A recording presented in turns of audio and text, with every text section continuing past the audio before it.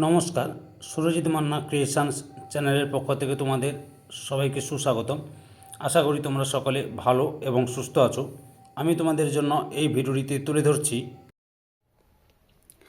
2026 সালের ক্লাস 5-এর রায় ও মার্টিন প্রশ্নবিচিত্রা থেকে first unit test তথা প্রথম পর্যায়ক্রমিক মূল্যায়নের জন্য আমাদের পরিবেশ বিষয়ের 14 নম্বর মডেল স্কুলের প্রশ্নপত্রের সেটটি সম্পূর্ণ সমাধান করছি। তার আগে তোমাদের কাছে অনুরোধ, তোমরা ভিডিওটি না টেনে পুরোটা দেখো। ভিডিওটি কেমন লাগলো কমেন্ট করে জানিও, ভিডিওটিতে লাইক দাও এবং শেয়ার করো, এবং চ্যানেলে নতুন হলে চ্যানেলটিকে সাবস্ক্রাইব করে চ্যানেলের সঙ্গে যুক্ত হয়ে যাও। আলোচনা শুরু করছি 202 নম্বর পেজের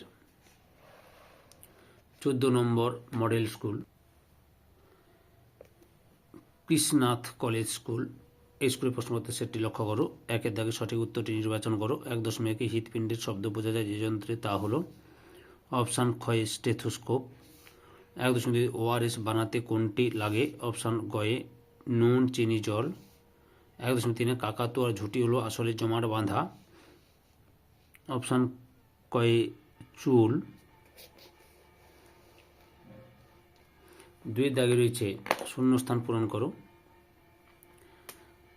2.1 রয়েছে ড্যাশ নামের একটা জিনিসের জন্য চামড়ার রং কালো হয়, মেলানিন। 2.2 দাগে গন্ডারের খড়গ আসলে ড্যাশ জমাট বাঁধা চুল।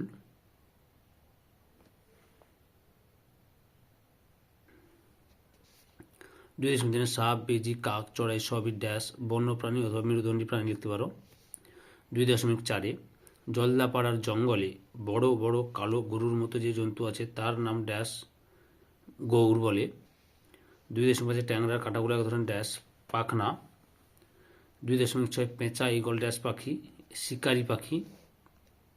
2.7 হাড়গুলো অস্থিসন্ধিতে দড়ির মতো একরকম জিনিস দিয়ে লাগানো থাকে, তাকে বলে ড্যাশ লিগামেন্ট।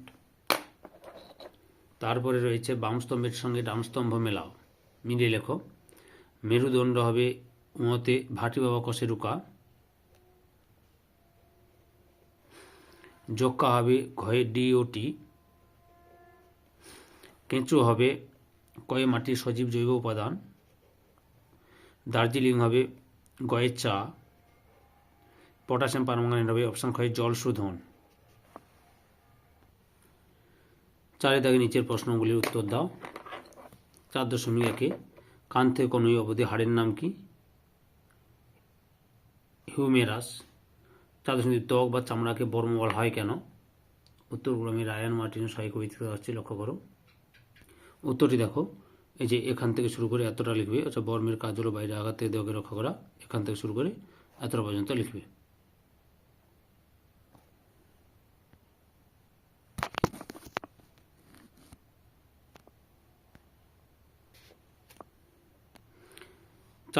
চামড়া দিয়ে তৈরি কয়েকটি জিনিসের নাম লেখো। উত্তরটি দেখো, একসময় চামড়া অনেক রকম কাজে ব্যবহার করা হতো, যেমন যে পশুর চামড়া শুকিয়ে তাতে মানুষ লিখত, জুতাদের বর্ম ঢাল তৈরি হতো, চামড়ার পোশাক জুতো ব্যবহার হতো, পোশাক জুতো। তবে বর্তমানে চামড়ার পোশাক জুতো, বেল, ব্যাগ প্রভৃতি ব্যবহৃত হয়। তারপরে রয়েছে 4.4 রক্ত অল্পতা দুটি লক্ষণ উল্লেখ করো। উত্তরটি দেখো, যে নখের মাঝখানটা চামচের মতো বেঁকে যায়, নখ ফ্যাকাশে হয়ে যায় ও ফেটে যায়।